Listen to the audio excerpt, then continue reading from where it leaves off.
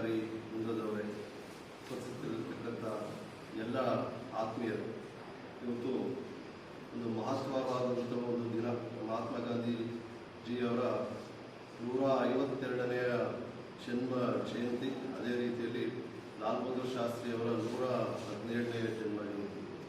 ಬಹುಶಃ ವಿಶ್ವ ಕಂಡಿರತಕ್ಕಂಥ ಒಬ್ಬ ಮಹಾನ್ ನಾಯಕ, ಸ್ವತಂತ್ರ ಹೋರಾಟಗಾರ, ಪರಿಪೂರ್ಣ ವ್ಯಕ್ತಿತ್ವ ಮಹಾತ್ಮ ಗಾಂಧೀಜಿ. ಇವತ್ತು ಬಹುಶಃ ಮಹಾತ್ಮ ಗಾಂಧೀಜಿಯವರ ಬಗ್ಗೆ ಹೇಳ್ತಾ ಹೋದರೆ ನಾವು ದಿನನಿತ್ಯ ವರ್ಷದ 365 ದಿನಗಳು ಕೂಡ ಅವ್ರ ಬಗ್ಗೆ ಮಾತನಾಡ್ಬೋದು. ಯಾಕಂದರೆ ಅವರಲ್ಲೇ ಒಂದು ವಿಶ್ವವಿದ್ಯಾಲಯ, ಅವರು ಒಂದು ಸಂಶೋಧನೆಗೆ ಅರ್ಹ ವ್ಯಕ್ತಿತ್ವ. ಅಂತಹ ಒಂದು ವ್ಯಕ್ತಿತ್ವ ಮಹಾತ್ಮ ಗಾಂಧೀಜಿಯವರು. 1869ರಲ್ಲಿ ಪೋರ್ಬಂದರ್ನಲ್ಲಿ ಜನಿಸಿದ ಮಹಾತ್ಮ ಗಾಂಧಿಯವರು ಭಾರತದ ಸ್ವಾತಂತ್ರ್ಯ ಹೋರಾಟದಲ್ಲಿ ಬಹಳ ಪ್ರಮುಖವಾದ ಒಂದು ಪಾತ್ರ ವಹಿಸಿದಂಥವರು. ಜೀವನದಲ್ಲಿ ನಾವು ಏನು ಮಾಡಬೇಕು, ನಾವು ಏನು ಮಾಡಬಾರ್ದು ಅಂತಕ್ಕಂಥದ್ದು ಯಾರು ಕೂಡ ತೀರ್ಮಾನ ಮಾಡೋಕ್ಕಾಗಲ್ಲ. ಕೆಲವೊಮ್ಮೆ ನಾವು ಕೂಡ ತೀರ್ಮಾನ ಮಾಡೋಕ್ಕಾಗಲ್ಲ. ಯಾಕಂದರೆ ನಮ್ಮ ಸಾಮರ್ಥ್ಯಗಳು ನಮಗೆ ಕೆಲವೊಮ್ಮೆ ತಿಳಿದಿರಲ್ಲ. ಯಾಕಂತ ಹೇಳಿದ್ರೆ ಸಾಮರ್ಥ್ಯ ಅಂತಕ್ಕಂಥದ್ದು ಒಂದು ನಿಶ್ಚಲವಾದಂತಹ ಒಂದು ಅಂಶ ಅಲ್ಲ. ಸಾಮರ್ಥ್ಯ ವೃದ್ಧಿ ಆಗ್ತಕ್ಕಂಥ ಒಂದು ಅಂಶ. ಅದೇ ರೀತಿಯಲ್ಲಿ ಜೀವನದಲ್ಲಿ ಜೀವನದ ಒಂದು ಸೀಮಿತ ಚಿಂತನೆ, ಸೀಮಿತ ಜೀವನದಲ್ಲಿ ಬದುಕುತ್ತಿದ್ದಂತಹ ಮಹಾತ್ಮ ಗಾಂಧೀಜಿಯವರು ಏಕಾಏಕಿ ಒಬ್ಬ ವಿಶ್ವ ನಾಯಕನಾಗಿ ಹೊರಹೊಮ್ಮಿದ್ರು ಅಂತ ಹೇಳಿದ್ರೆ ಅವರಲ್ಲಿ ಎಂತಹ ಒಂದು ಗುಣಗಳು ಏನು ಇದಕ್ಕೆ ಕಾರಣವಾಯಿತು ಅಂತಕ್ಕಂಥದ್ದು ನಾವೆಲ್ಲರೂ ಒಮ್ಮೆ ಅವಲೋಕನ ಮಾಡ್ಕೋಬೇಕಾಗ್ತದೆ. ಯಾಕಂತೇಳಿ ಅಂತಹ ಒಂದು ಸಾಧಾರಣ ವ್ಯಕ್ತಿತ್ವ, ಕೇವಲ ಒಬ್ಬ ವಕೀಲ ಬ್ಯಾರಿಸ್ಟರ್ ಪದವಿಯನ್ನು ಇಂಗ್ಲೆಂಡ್ನಲ್ಲಿ ಪಡೆದಾದ್ಮೇಲೆ ಸೌತ್ ಆಫ್ರಿಕಾಗೆ ಹೋಗಿ ಅಲ್ಲಿ ವಕೀಲ ವೃತ್ತಿಯನ್ನು ಪ್ರಾರಂಭ ಮಾಡ್ತಾರೆ ಅವರು. ಅಂತಹ ಒಂದು ಸರಳ ವ್ಯಕ್ತಿತ್ವ, ಕೇವಲ ಸಣ್ಣ ಜೀವನೋಪಾಯಕ್ಕಾಗಿ ಬದುಕ್ತಿರ್ತಕ್ಕಂಥ ಒಬ್ಬ ವ್ಯಕ್ತಿತ್ವ, ಒಂದು ಮನುಕುಲಕ್ಕಾಗಿ ಚಿಂತನೆ ಮಾಡ್ತಕ್ಕಂಥ ಒಂದು ಸಂದರ್ಭಗಳು ಒಬ್ಬ ವಿಶ್ವ ನಾಯಕನಾಗಿ ಗಾಂಧೀಜಿಯವರು ಹೊರಹೊಮ್ತಾರೆ. 1891ರಲ್ಲಿ ಅವರು ಭಾರತಕ್ಕೆ ಬಂದಂಥ ಒಂದು ಸಂದರ್ಭದಲ್ಲಿ ಒಂದು ಕೇಸು, ಯಾವುದೋ ಒಂದು ನ್ಯಾಯಾಲಯದಲ್ಲಿ ಒಂದು ಕೇಸನ್ನು ನಡೆಸಲಿಕ್ಕೆ ಅವರು ಬರ್ತಾರೆ. ಬಂದಂಥ ಒಂದು ಸಂದರ್ಭದಲ್ಲಿ ಆ ಒಂದು ಕೋರ್ಟ್ ಹಾಲಲ್ಲಿ ನ್ಯಾಯಾಲಯದ ಒಂದು ಸಭಾಂಗಣದಲ್ಲಿ ನ್ಯಾಯಾಧೀಶರ ಮುಂದೆ ಅವ್ರಿಗೆ ನಿಲ್ಲಿಕ್ಕಾಗಲ್ಲ. ಯಾಕಂತ ಹೇಳಿದ್ರೆ ಅಷ್ಟೊಂದು ಭಯಭೀತರಾಗ್ಬಿಡ್ತಾರೆ Mahatma Gandhiji. Experiments with truth ಅಂತ ಹೇಳ್ಬಿಟ್ಟು ಅವ್ರದ್ದು ಒಂದು ಪುಸ್ತಕ ಇದೆ, ಸತ್ಯದ ಪ್ರಯೋಗಗಳು ಅಂತಕ್ಕಂತಹ ಒಂದು ಪುಸ್ತಕದಲ್ಲಿ ಮಹಾತ್ಮ ಗಾಂಧೀಜಿ ಅವರು ಬರ್ತಾರೆ. My heart sank into my boot when I stood before the judge ಅಂತ ಹೇಳ್ಬಿಟ್ಟು ಅಂತ ಹೇಳಿದ್ರೆ ನನ್ನ ಹೃದಯ ಕುಸಿದು ನನ್ನ ಬೂಟ್ನಲ್ಲಿ ಬಿತ್ತು ನನ್ನ ನ್ಯಾಯಾಧೀಶ ಮುಂದೆ ಎದ್ದು ಮಾತಾಡ್ಬೇಕಾದ್ರೆ ನನಗೆ ಆ ಒಂದು ಸಾಮರ್ಥ್ಯ ಆ ಒಂದು ಕೋರ್ಟ್ ಹಾಲ್ನಲ್ಲಿ ನನಗೆ ಕಂಡು ಬರಲಿಲ್ಲ.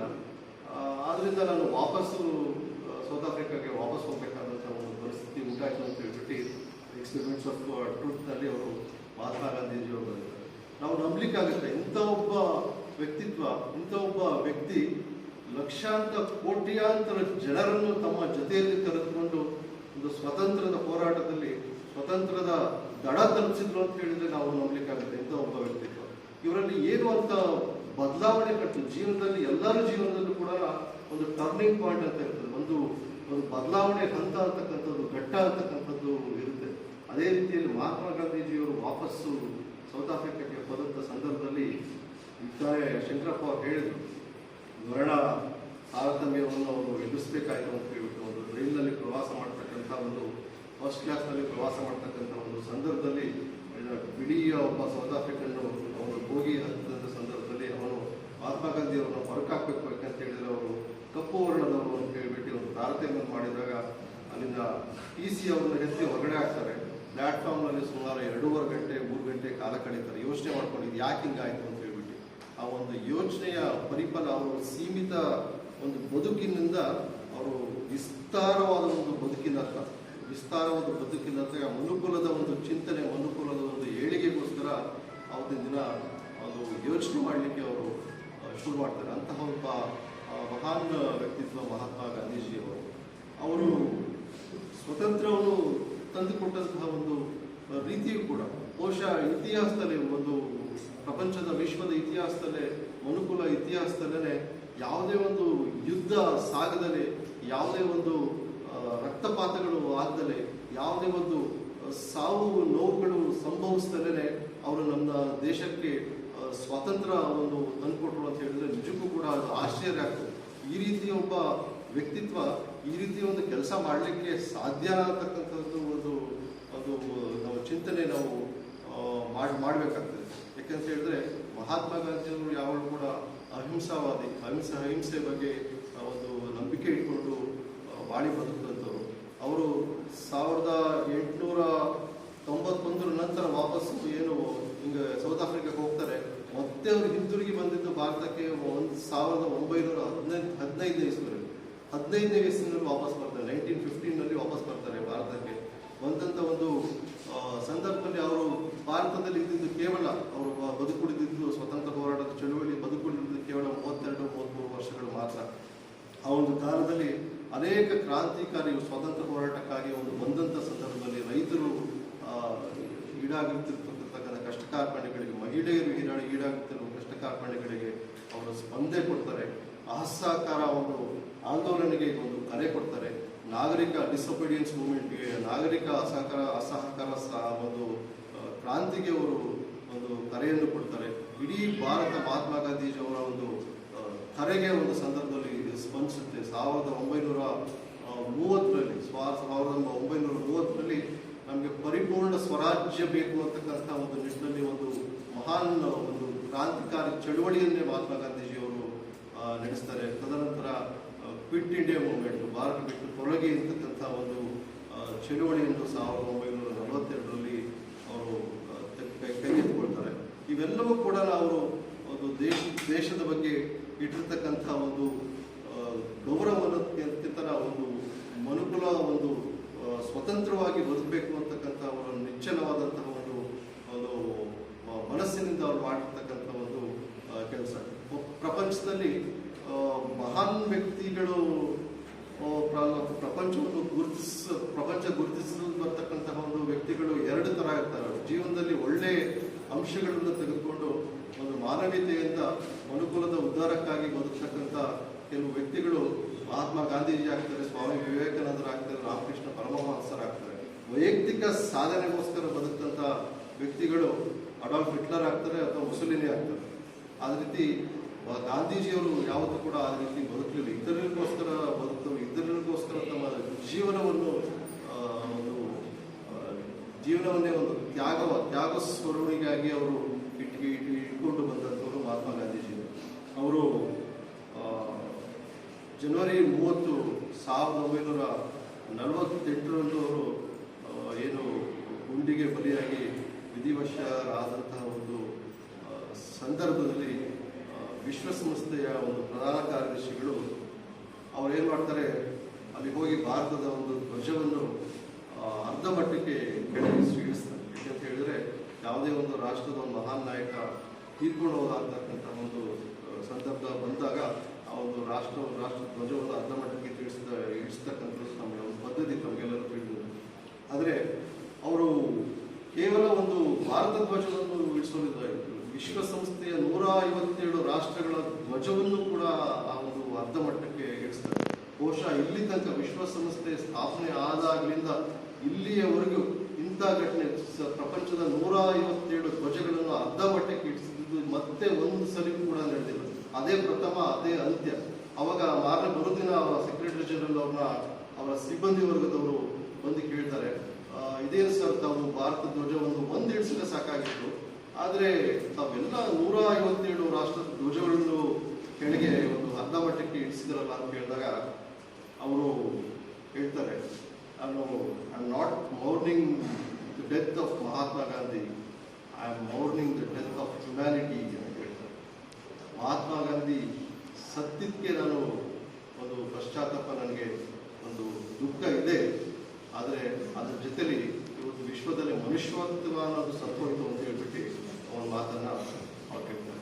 ಅದೇ ರೀತಿಯಲ್ಲಿ ಲಾರ್ಡ್ ಮೌಂಟ್ ಬ್ಯಾಟನ್ ಅವರು ಅವ್ರು ಯಾವಾಗಲೂ ಹೇಳ್ತಾರೆ, ಗಾಂಧೀಜಿಯವರು ನನ್ನ ಎದುರಿಗೆ ಕೂತಾಗ ನನಗೆ ಯಾವಾಗಲೂ ನೆನಪಾಗ್ತಿದ್ದು ಯೇಸು ಕ್ರಿಸ್ತ ಅಂತಕ್ಕಂಥ ಮಾತನ್ನ ಲಾರ್ಡ್ ಮೌಂಟ್ ಬ್ಯಾಟನ್ ಅವರು ಹೇಳ್ತಾರೆ. ಒಬಾಮಾ ಅವರು 2008ನೇ ಇಸ್ವಿನಲ್ಲಿ ಅಧ್ಯಕ್ಷರಾಗಿ ಅವರು ಪ್ರಮಾಣ ವಚನ ಸ್ವೀಕರಿಸಿ ಅವರು ಮೊದಲನೇ ದಿನ ವೈಟ್ ಹೌಸ್ನಲ್ಲಿ ಕಳೆದಂಥ ಸಂದರ್ಭದಲ್ಲಿ ಕೆಲವಾರು ಅತಿಥಿಗಳನ್ನು, ಕೆಲವಾರು ವಿದ್ಯಾರ್ಥಿಗಳನ್ನು ತಂದಿರ್ತಾರೆ. ಒಬ್ಬ ವಿದ್ಯಾರ್ಥಿನಿ ಒಬಾಮನ ಇಟ್ಬಿಟ್ಟು ಕೇಳ್ತಾರೆ, ಇವತ್ತು ಪ್ರಥಮ ಒಂದು ದಿನ ತಾವು ಶ್ವೇತಭವನದಲ್ಲಿ ಕಳೀತಾ ಇದ್ದಾರೆ, ಈ ಒಂದು ಊಟ ಮಾಡ್ತಕ್ಕಂಥ ನೈಟ್ ಅವರು ಡಿನ್ನರ್ ಮಾಡ್ತಕ್ಕಂಥ ಒಂದು ಸಂದರ್ಭದಲ್ಲಿ ವಿಶ್ವದ ಇತಿಹಾಸದಿಂದ ತಾವು ಯಾರು ಒಬ್ಬನ್ನ ಇವತ್ತು ಆಹ್ವಾನ ಮಾಡಬೇಕು ಅಂದ್ರೆ ಯಾರು ಮಾಡ್ತೀರಾ ಅಂತ ಹೇಳಿದ್ರೆ ಅವರು ಒಂದು ಸೆಕೆಂಡ್ ಕೂಡ ಅವರು ಯೋಚನೆ ಮಾಡಿದ್ರೆ ನಾನು ಮಹಾತ್ಮ ಗಾಂಧಿ ಅವ್ರನ್ನ ನಾನು ಕರೆಯ ಬಯಸ್ತೀನಿ ಇವತ್ತು ನನ್ನ ಜೊತೆ ಔತಣ ಕೂಟಕ್ಕೆ ಅಂತ ಹೇಳ್ಬಿಟ್ಟು ಬರಾಕ್ ಒಬಾಮಾ ಅವರು ಹೇಳ್ತಾರೆ. ಅವರು ಅವರ ದೇಶದವರಾದ ಜಾರ್ಜ್ ವಾಷಿಂಗ್ಟನ್ ಹೆಸರು ಹೇಳಲಿಲ್ಲ, ಅಥವಾ ಜಾನ್ ಎಫ್ ಕೆನಡಿ ಅವರು ಹೆಸರು ಹೇಳಿಲ್ಲ, ಅಥವಾ ಅಬ್ರಹಾಂ ಲಿಂಕನ್ ಅವರು ಹೇಳಿಲ್ಲ. ಅವ್ರು ಹೇಳಿದ್ದು ಮಹಾತ್ಮ ಗಾಂಧೀಜಿ ಅವರು ಹೇಳಿದ್ರು. ಅದೇ ರೀತಿಯಲ್ಲಿ ಮಾರ್ಟಿನ್ ಲೂಥರ್ ಕಿಂಗ್ ಅಂತಕ್ಕಂಥವ್ರು ಅಮೆರಿಕದ ಬಹಳ ಮಾನವ ಹಕ್ಕುಗಳಿಗೆ ಹೋರಾಟ ಮಾಡಿದಂಥ ಎರಡನೇ ಗಾಂಧಿ ಅಂತ ಹೇಳ್ಬೋದು ಮಾರ್ಟಿನ್ ಲೂಥರ್ ಕಿಂಗ್ ಅಂತ ಮಹಾನ್ ವ್ಯಕ್ತಿತ್ವ.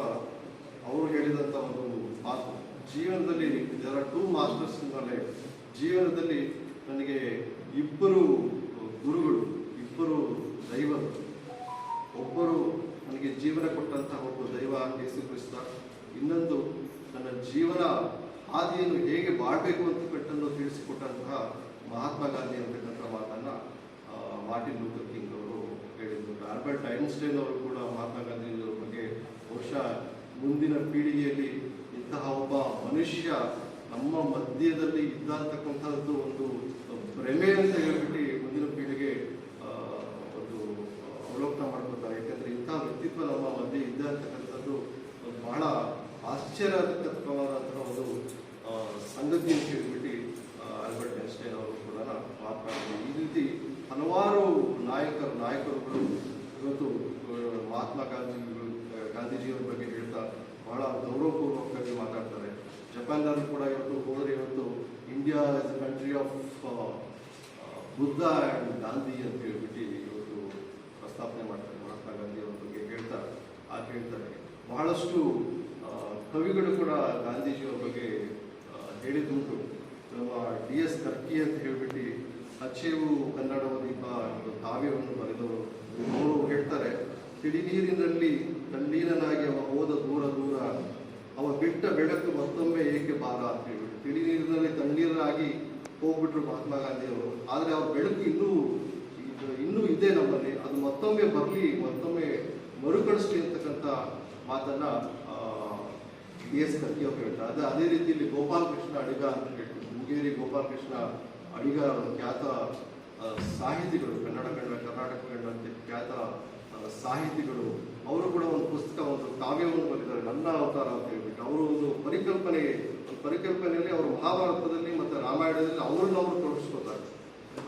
ರಾಮಾಯಣದಲ್ಲಿ ಅವ್ರನ್ನವರು ತೊಡಗಿಸ್ಕೊಂಡು, ನಾನು ಶ್ರೀರಾಮಚಂದ್ರ ಲಂಕಾಗೆ ಹೋಗ್ಬೇಕಾದ್ರೆ ಸೀತೆಯನ್ನ ವಾಪಸ್ ಕರ್ಕೊಂಡು ಬರ್ಲಿಕ್ಕೆ ಲಂಕಾಗೆ ಹೋದಂಥ ಸಮಯದಲ್ಲಿ ನಾನು ಶ್ರೀರಾಮನ ಪಕ್ಕದಲ್ಲೇ ಇದ್ದೆ. ಒಂದು ಸೇತುವೆಯನ್ನು ಕಟ್ಟಬೇಕಾದ್ರೆ ಅವ್ರ ಪಕ್ಕದಲ್ಲೇ ಇದ್ದೆ. ಸಮುದ್ರಕ್ಕೆ ಮೊದಲನೇ ಒಂದು ಬಂಡೆಯನ್ನು ಹಾಕಿದ್ದು ನಾನು, ದೇಶೀಯವರಂ ಅಂತ ಹೇಳಿದ್ದು ನಾನು. ಆದರೆ ಶ್ರೀರಾಮ ಒಂದು ದೈವ ಸ್ವರೂಪನಾದ ಒಬ್ಬ ಪೂಜನೀಯ ಸ್ಥಾನದಲ್ಲಿ ಎತ್ತರಕ್ಕೆ ಹೋದ, ನಾನು ಅಲ್ಲೇ ಉಳ್ಕೊಂಡೆ ಅಂತ ಹೇಳ್ಬಿಟ್ಟು ಗೋಪಾಲಕೃಷ್ಣ ಅವರ ಅಡಿಗವರು ಹೇಳ್ತಾರೆ. ಅದೇ ರೀತಿ ಮಹಾಭಾರತದಲ್ಲಿ ಕೃಷ್ಣನ ಹೋಲಿಕೆ ಮಾಡ್ತಾ ಹೇಳ್ತಾರೆ. ಮಹಾಭಾರತದಲ್ಲಿ ಮಥುರದಲ್ಲಿ ಕೃಷ್ಣನ ಜೊತೆ ಇದ್ದಿದ್ದು ನಾಡೆ, ಅವನ ಜೊತೆ ನಾನು ಚಿನ್ನಿದಾಂಡ ಆಟ ಆಡ್ತಿದ್ದೆ, ಎಲ್ಲ ರೀತಿಯ ಅವನ ಜೊತೆ ಸಹಯೋಗದೊಂದಿಗೆ ನಾನು ಇದ್ದೆ. ಆದರೆ ಕೃಷ್ಣ ಒಂದು ಮನುಕುಲಕ್ಕೆ ಒಂದು ಸಂದೇಶವನ್ನು ಕೊಡ್ತಕ್ಕಂಥ ಒಂದು ಮಹಾನ್ ವ್ಯಕ್ತಿತ್ವ, ನಾನು ಅಲ್ಲೇ ಉಳ್ಕೊಂಡ್ಬಿಟ್ಟೆ ನಾನು ಅಂತ ಹೇಳ್ಬಿಟ್ಟು ಹೇಳ್ತಾರೆ. ಅದೇ ರೀತಿಯಲ್ಲಿ ಮಹಾತ್ಮ ಗಾಂಧಿಯವರು ಕೂಡ ಅವರು ಇದ್ದಂಥ ಸ್ಥಾನದಲ್ಲಿ ಮೀರಿ ಬಹಳ ಎತ್ತರಕ್ಕೆ ಬೆಳೆದವರು. ಗೋಪಾಲಕೃಷ್ಣ ಅಡಿಗವರು ಒಂದು ಕಾವ್ಯವನ್ನು ಹೇಳ್ತಾರೆ, ನಾನು ಅವನು ಒಂದೇ ದೇಹ ಒಂದೇ ಲೋಹ, ನಾನು ಅವನು ಒಂದೇ ದೇಹ ಒಂದೇ ಲೋಹ, ಕರಿಕಬ್ಬಿಣ ಯಾವ ರಸವು ಸಾಕಿತವನ, ಯಾವ ಶಿಲ್ಪ ತಾಕಿತವನ, ಯಾವ ರಸವು ಸಾಕಿತವನ, ಯಾವ ಶಿಲ್ಪ ತಾಕಿತವನ, ಸಾಗುವಾಗ ಗಟ್ಟಿ ಚಿನ್ನವಾಗಿ ಸಾಗಿದ, ನಾನು ಕರಿ ಕಬ್ಬಿಣ ಅಂತಕ್ಕಂಥ ಮಾತು ಹೇಳಿದ್ರು. ನಾನು ಮಹಾತ್ಮ ಗಾಂಧಿ ನಂದು ಒಂದೇ ಮೂಳೆ ಮಾಂಸದ ಒಂದು ಖಂಡ, ಆದರೆ ಒಂದೇ ಒಂದು ಕರಿ ಕಬ್ಬಿಣದ ಒಂದು ಲೋಹ ಇದ್ದಂಗೆ. ಆದರೆ ಸಾಗುವಾಗ, ಜೀವನದಲ್ಲಿ ಸಾಗುವಾಗ ಅವರು ಚಿನ್ನವಾಗಿ ಸಾಗಿದ್ರು, ನಾನು ಹಾಗೆ ಕರಿ ಕಬ್ಬಿಣ ಲೋಹವಾಗಿ ಹಂಗೆ ಉಳ್ಕೊಂಡೆ ಅಂತ ಹೇಳ್ಬಿಟ್ಟು ಗೋಪಾಲಕೃಷ್ಣ ಅಡಿಗ ಅವರು ಹೇಳ್ತಾರೆ. ಈ ರೀತಿ ಮಹಾತ್ಮ ಗಾಂಧೀಜಿಯವರ ಬಗ್ಗೆ ಹೇಳ್ತಾ ಹೋದ್ರೆ ನಾನು ಆಗಲೇ ಹೇಳ್ದಂಗೆ ದಿನನಿತ್ಯ 365 ದಿನಗಳು ಕೂಡ ಮಹಾತ್ಮ ಗಾಂಧೀಜಿಯವರ ಬಗ್ಗೆ ಹೇಳ್ಬೋದು. ಅಂತಹ ಮಹಾನ್ ವ್ಯಕ್ತಿತ್ವ ಇವತ್ತು ಅವರ ಜನ್ಮದಿನ, ಇವತ್ತು ಅವರು ಸ್ಮರಣೆ ಮಾಡ್ತಕ್ಕಂಥ ದಿನ ಇವತ್ತು. ನಾನು ಈ ಒಂದು ಜನರೇಷನ್, ಈ ಒಂದು ಪೀಳಿಗೆಯ ತರುಣಿಯರಿಗೆ ಒಬ್ಬ ವ್ಯಕ್ತಿತ್ವ ಅಂತ ಹೇಳಿದ್ರೆ ಅವ್ರ ಬಗ್ಗೆ ಹೊಗಳಿಕೆ ಮಾಡ್ತಕ್ಕಂಥದ್ದು, ತೆಗಳಿಕೆ ಮಾಡ್ತಕ್ಕಂಥ ಜನ ಕೂಡ ಇರ್ತಾರೆ. ಮಹಾತ್ಮ ಗಾಂಧಿಯವರ ಬಗ್ಗೆನೂ ಕೂಡ ತೆಗಳಿಕೆ ಮಾಡ್ತಕ್ಕಂಥವ್ರು, ಅವರ ದುನಿಯದ ಬಗ್ಗೆ ಟೀಕೆ ಮಾಡ್ತಕ್ಕಂಥವರು ಈ ಒಂದು ಪೀಳಿಗೆಯಲ್ಲಿ ಕೂಡ ಇದ್ದಾರೆ. ಈ ಒಂದು ವಿಷಯ 65-70% ಮಹಾತ್ಮ ಗಾಂಧಿ ಅವ್ರ ಬಗ್ಗೆ ಬಹಳ ಗೌರವಪೂರ್ವಕ ಮಾತಾಡಿದರೆ 35-60% ಅವ್ರ ಬಗ್ಗೆ ಟೀಕೆ ಮಾಡ್ತಕ್ಕಂಥವ್ರು. ಆದರೆ ನಾನು ಹೇಳೋದೇನು ಅಂತ ಹೇಳಿದ್ರೆ, ಈ ಮಹಾನ್ ವ್ಯಕ್ತಿತ್ವಗಳಿಂದ, ಪ್ರಪಂಚ ಕಂಡಂಥ, ದೇಶ ಕಂಡಂಥ ಮಹಾನ್ ವ್ಯಕ್ತಿತ್ವಗಳಿಂದ ನಾವು 4 ಒಳ್ಳೆಯ ಅಂಶಗಳನ್ನು ತೆಗೆದುಕೊಂಡು, 4 ಒಳ್ಳೆಯ ಅಂಶಗಳನ್ನು ತೆಗೆದುಕೊಂಡು ನಮ್ಮ ಜೀವನವನ್ನು ಒಂದು ಗುಲಾಬಿ ತೋಟವನ್ನು ಮಾಡ್ಕೊಳ್ಳೋಣ, ಅಥವಾ ಜೀವನದಲ್ಲಿ ಆ ಒಂದು 4 ಒಳ್ಳೆಯ ಅಂಶವನ್ನು ಒಂದು ಹೂಮಾಲೆಯಾಗಿ ಮಾಡ್ಕೊಳ್ಳೋಣ. ಪ್ರಪಂಚದಲ್ಲಿ ಇರ್ತಕ್ಕಂಥ ಕಸಗಳನ್ನು ತೆಗೆದುಕೊಂಡು ನಮ್ಮ ಮನಸ್ಸನ್ನು ತಿಪ್ಪೆಗುಂಡಿ ಮಾಡ್ಕೊಳ್ಳೋದಕ್ಕಿಂತ ಇಂಥ ಮಹಾನ್ ವ್ಯಕ್ತಿತ್ವಗಳಿಂದ 4 ಅಂಶಗಳನ್ನು ತೆಗೆದುಕೊಂಡು ನಮ್ಮ ಜೀವನವನ್ನು ನಾವು ಪಾವನ ಮಾಡ್ಕೊಳ್ಳೋಣ ಅಂತಕ್ಕಂಥ ಮಾತನ್ನು ಈ ಸಂದರ್ಭ ಹೇಳ ಬಯಸ್ತೇನೆ. ಅದೇ ರೀತಿಯಲ್ಲಿ ಲಾಲ್ ಬಹದ್ದೂರ್ ಶಾಸ್ತ್ರಿ ಅವರು ದೇಶ ಕಂಡಂಥ ಸರಳ ವ್ಯಕ್ತಿತ್ವ, ಅವರ ಗುಣಗಾನ ಬಗ್ಗೆ ಈಗಾಗಲೇ ಸರ್ಗೌಡರು ಮತ್ತು ನಮ್ಮ ಶಿಕ್ಷಪ್ಪ ಅವರು ಬಹಳ ಸವಿವರವಾಗಿ ಹೇಳಿದ್ದಾರೆ. ಬಿಳಿ ಕ್ರಾಂತಿ ಮತ್ತು ಹಸಿರು ಕ್ರಾಂತಿಯ ಒಂದು ರೂವಾರಿಗಳು ಲಾಲ್ ಬಹದ್ದೂರ್ ಶಾಸ್ತ್ರಿಗಳು. ಗುಜರಾತ್ನಲ್ಲಿ ಬಿಳಿ ಕ್ರಾಂತಿಗೆ ಒಂದು ಉತ್ತೇಜನೆ ಕೊಟ್ಟು ರೈತರಿಗೆ ಒಂದು ಹಾಲಿನಿಂದ ಬರ್ತಕ್ಕಂಥ ಒಂದು ಉತ್ಪಾದನೆಯಿಂದ ಬರ್ತಕ್ಕಂಥ ಒಂದು ದುಡಿಮೆಯನ್ನು, ಒಂದು ರೆವಲ್ಯೂಷನ್, ಒಂದು ಕ್ರಾಂತಿಯನ್ನು ಮಾಡಿದವರು ಲಾಲ್ ಬಹದ್ದೂರ್ ಶಾಸ್ತ್ರಿ ಬಿಳಿ ಕ್ರಾಂತಿಯಿಂದ. ಅದೇ ರೀತಿಯಲ್ಲಿ 1965ರಲ್ಲಿ ನಡೆದಂಥ ಇಂಡೋ ಪಾಕಿಸ್ತಾನ ಏನು ಯುದ್ಧ ನಡೀತು, ಅದರಲ್ಲಿ ಬಹಳ ಒಂದು ಪ್ರಮುಖ ಪಾತ್ರ ಲಾಲ್ ಬಹದ್ದೂರ್ ಶಾಸ್ತ್ರಿ ಅವರು ವಹಿಸಿದ್ರು. ಜೈ ಜವಾನ್ ಜೈ ಕಿಸಾನ್ ಅಂತಕ್ಕಂತಹ ಒಂದು ಸ್ಲೋಗನ್ ಒಂದು ನಮ್ಮ ದೇಶಕ್ಕೆ ಕೊಟ್ಟರು. ಬಹಳ ಒಂದು ಮಹಾನ್ ಸರಳ ವ್ಯಕ್ತಿತ್ವ. ಈ 2 ವ್ಯಕ್ತಿತ್ವ, ಮಹಾತ್ಮ ಗಾಂಧೀಜಿ ಮತ್ತು ಲಾಲ್ ಬಹದ್ದೂರ್ ಶಾಸ್ತ್ರಿ ಅವರಿಂದ ತಿಳ್ಕೊಳ್ಳೋದು ಅಂತ ಹೇಳಿದ್ರೆ ಸಿಂಪ್ಲಿಸಿಟಿ, ಸರಳತೆ ಅಂತಕ್ಕಂಥದ್ದು ನಾವು ಇಬ್ಬರಿಂದ ಕೂಡ ಜೀವನದಲ್ಲಿ ಕಲಿಬೇಕಾಗ್ತದೆ. ನಾವೆಲ್ಲರೂ ಕೂಡ ನಮ್ಮನ್ನೇ ಡಿಸ್ಕವರ್ ಗಾಂಧಿ ಯುವರ್ಸೆಲ್ಫ್ ಅಂತ ಹೇಳ್ತಾರೆ, ಅದೇ ರೀತಿ ಡಿಸ್ಕವರ್ ಲಾಲ್ ಬಹದ್ದೂರ್ ಶಾಸ್ತ್ರಿ ಯುವರ್ಸೆಲ್ಫ್ ಅಂತ ಹೇಳ್ಬಿಟ್ಟು ಈ ಒಂದು ಸಂದರ್ಭದಲ್ಲಿ ಹೇಳ್ತಾರೆ. ನಮ್ಮನ್ನ ಗಾಂಧಿ ಅಂತಕ್ಕಂಥವನು ಎಲ್ಲರನ್ನೂ ಅಡಗಿರ್ತಾನೆ. ದೇವರು ಹೇಗೆ ಎಲ್ಲ ಮಾನವನಿರ್ತಾನೆ, ದೇಹದಲ್ಲಿರ್ತಾನೆ ಅಂತ ಹೇಳ್ತಾರೆ ತತ್ವಜ್ಞಾನಿಗಳು. ಅದೇ ರೀತಿಯಲ್ಲಿ ಗಾಂಧಿಯ ಚಿಂತನೆಗಳು ಪ್ರತಿಯೊಬ್ಬನಲ್ಲೂ ಅಡಗಿರ್ತದೆ. ಅದನ್ನು ನಾವು ಹೊರಗೆ ತೆಗಿಬೇಕಾಗ್ತದೆ ಅಂತಕ್ಕಂಥ ಮಾತನ್ನು ಈ ಒಂದು ಸಂದರ್ಭದಲ್ಲಿ ಹೇಳಿ, ಮತ್ತೊಮ್ಮೆ ತಮ್ಮೆಲ್ಲರೂ ಕೂಡ ಮಹಾತ್ಮ ಗಾಂಧಿ ಜಯಂತಿಯ ಶುಭಾಶಯಗಳು, ಅದೇ ರೀತಿಯಲ್ಲಿ ಲಾಲ್ ಬಹದ್ದೂರ್ ಶಾಸ್ತ್ರಿ ಜಯಂತಿಯ ಶುಭಾಶಯಗಳನ್ನು ಹೇಳ್ತಾ ಬರಮಾಡಿಕೊಂಡು ತಮ್ಮೆಲ್ಲರ ಉದ್ದೇಶಿಸಿ ಮಾತನಾಡುವ ಈ ಒಂದು ಕಾರ್ಯಕ್ರಮದಲ್ಲಿ ಭಾಗವಹಿಸಲು ಅವಕಾಶ ಮಾಡಿಕೊಟ್ಟು ಕಾರ್ಯಕ್ರಮಕ್ಕೆ ವಂದಿಸುತ್ತಾ ಮಾತು ಮುಗಿಸ್ತೇನೆ. ಜೈ ಹಿಂದ್, ಜೈ ಭಾರತ್.